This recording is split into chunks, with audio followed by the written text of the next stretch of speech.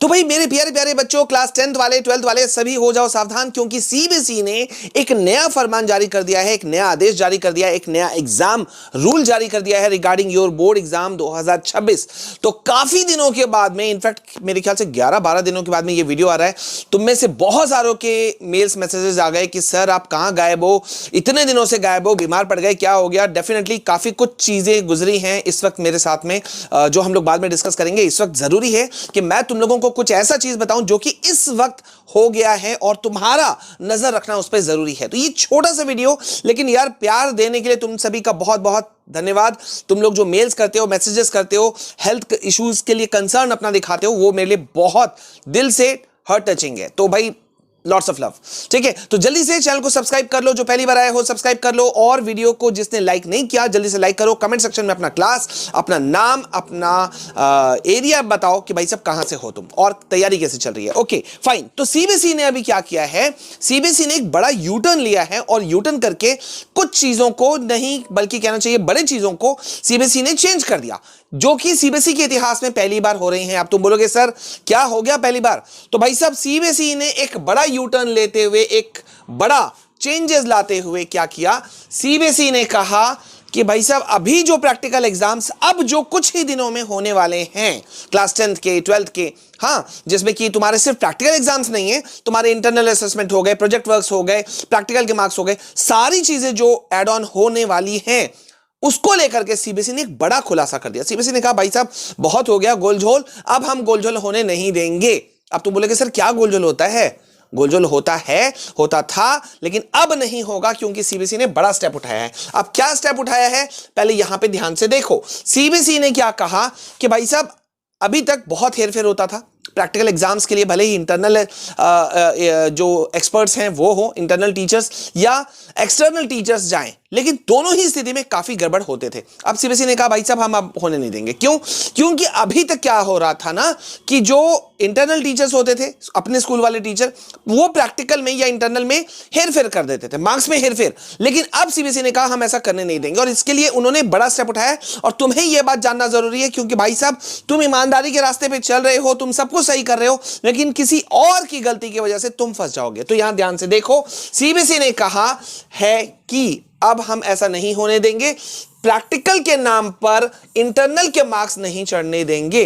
अब होता क्या है, इंटरनल असेसमेंट जो है वो टीचर्स डेफिनेटली स्कूल वाले देते हैं, तो इंटरनल भर भर के मिलता है।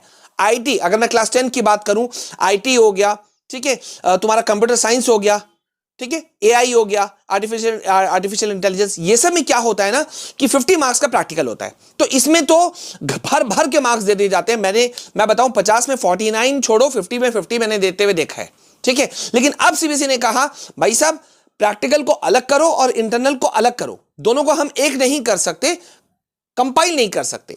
आगे देखो जरा से यहां सीबीएसई ने क्या कहा है। और प्लीज भाई जिसने अभी तक लाइक नहीं किया है वीडियो को लाइक कर दो, चैनल में पहली बार आए हो तो सब्सक्राइब करो, क्योंकि यहां जो मैं बताऊंगा वो बाद में कॉपीज होते हैं दूसरे चैनल्स पे, वो तुम जानते हो, ठीक है। ओके, तो यहां पे देखो कि सीबीएसई ने क्या कहा कि तमाम जितने भी एफिलिएटेड स्कूल्स हैं उनको एक इंस्ट्रक्शन दिया गया है कि इंटरनल हो या प्रोजेक्ट वर्क हो या प्रैक्टिकल हो, उसके मार्क्स को लेकर के सभी स्कूलों को एक गाइडलाइन जारी किया गया। अब ये नॉर्मल गाइडलाइन नहीं है, पहले मैं ये तुमको बता दूं, नॉर्मल गाइडलाइन नहीं है। 1 जनवरी से प्रैक्टिकल शुरू हो रहे हैं, ये तुम्हें पता है, लेकिन सीबीएसई ने कहा है कि भाई प्रैक्टिकल में इंटरनल या प्रोजेक्ट के मार्क्स को नहीं चढ़ाया जा सकता। अगर प्रैक्टिकल है तो उसमें प्रैक्टिकल बच्चे को बैठना पड़ेगा, और 10th वालों का तो प्रैक्टिकल है ही नहीं, ठीक है, तो वहां पे प्योर इंटरनल बैठेगा। अब यहां पे सवाल उठता है कि सर जो इंटरनल मार्क्स हैं उसमें क्या हेरफेर होता है क्या? हाँ जी होता है, बहुत होता है, इसीलिए तो सीबीएसई ने ये रूल बनाया ना। तो इसमें यहां पे तुम्हें क्या करना है भाई साहब, पहला तो जो मैंने लास्ट वीडियो में कहा था 10-11 दिन पहले कि टीचर्स के साथ में थोड़ा जुड़े हुए रहो, ठीक है। अरे वो तो टीचर का काम है, वो अपना मार्क्स दे देंगे। अरे यार थोड़ा सा झुक जाओगे, बात कर लोगे तो तुम्हारा कोई घाटा नहीं होगा। उनसे बैठ करके बात करो कि सर कैसा रहा सर, मतलब बाद में बात कर सकते हो ना आफ्टर योर इंटरनल, जो मान लो तुम्हारे इंटरनल असेसमेंट हो रहा है, ठीक है, प्रोजेक्ट वर्क्स चेक हो रहे हैं, तो तुम बाद में तो पूछ सकते हो ना सर कैसा गया। हाँ, अब डायरेक्ट तो पूछ नहीं सकते हो सर कितने मार्क्स दिए, लेकिन पूछ तो सकते हो ना सर ठीक था सर, थैंक यू सर, इतना तो बोल सकते हो यार, बोलना चाहिए, ये कर्टसी है, जनरल कर्टसी, ठीक है। तो यहां पर देखो और एक चीज सीबीएसई ने क्या कहा है कि ग्रुप फोटो वगैरह तो सब कुछ है ही है, लेकिन इस बार इंटरनल असेसमेंट में पास और फेल है।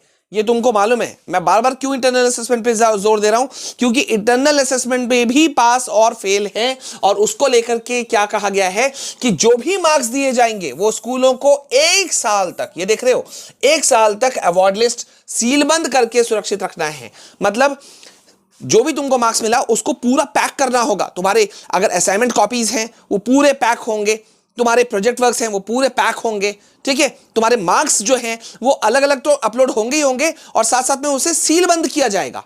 समझ रहे हो, मतलब 1 साल के अंदर में या बाद में कभी भी सीबीएसई चेक कर सकती है, ठीक है।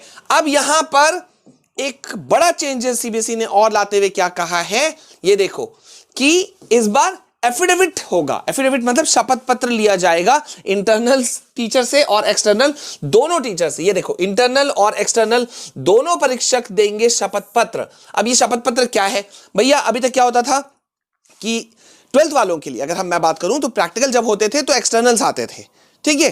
तो एक्सटर्नल आते थे तो इंटरनल वाले का ज्यादा रोल रहता नहीं था। अब क्या कहा जा रहा है कि इंटरनल टीचर भी रहेगा और एक्सटर्नल टीचर भी रहेगा, दोनों अपना अपना मार्क्स देंगे, ठीक है, और दोनों का कंपाइल होकर के मार्क्स जाएगा, पहला।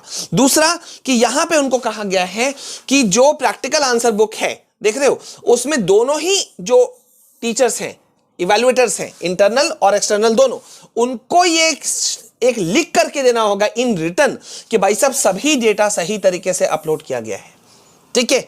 और ये एकदम क्या है, अनिवार्य है। मतलब सभी डेटा सही है। अगर बाद में पाया गया किसी ने क्लेम कर दिया, किसी बच्चे ने मार्क्स कम का क्लेम किया, कॉपी रीचेकिंग के लिए डाला, तो बाद में एक्सटर्नल हो या इंटरनल दोनों फंसेंगे। तो ये बहुत इंपॉर्टेंट चीज है, और तुम्हारे लिए ये मैं अलर्ट कर रहा हूं कि भाई साहब थोड़ा सा अलर्ट रहना। टीचर्स बता देते हैं कि हाँ यार हमने मार्क्स सही से चढ़ा दिया, ठीक है। अब वो जमाना थोड़ा सा हो गया है कि जहां पे स्टूडेंट्स को मतलब अपना मार्क्स का केयर खुद रखना पड़ता है, ठीक है। पहले क्या होता था, कैसे भी करके चल जाता था, अब नहीं। तो ये बहुत ज्यादा है, तो बच्चों हो जाओ सावधान। मिलते हैं नेक्स्ट वीडियो में। वीडियो को लाइक नहीं किया है तो जरूर कर देना, चैनल में पहली बार आए हो तो सब्सक्राइब करना, और yes now I am back. तो यहां पर मैं वापस आया हूं, तो तुम्हारे लिए गिव अवे का जो हमने लंबा दिया, बहुत सारे बच्चों को दिया, मैं चाहता था कि मैं उन जो बच्चों को गिव अवेज दिया गया है उनके कुछ वीडियोस या कुछ स्क्रीनशॉट शेयर करूं, लेकिन मुझे लगता है भी उससे ज्यादा जरूरी है तुम लोगों के लिए कुछ कंटेंट्स लाए जाए। तो जस्ट बताओ कमेंट सेक्शन में तुम्हें क्या चाहिए, कैसा चाहिए। मिलते हैं नेक्स्ट वीडियो में, तब तक के लिए जय हिंद, वंदे मातरम।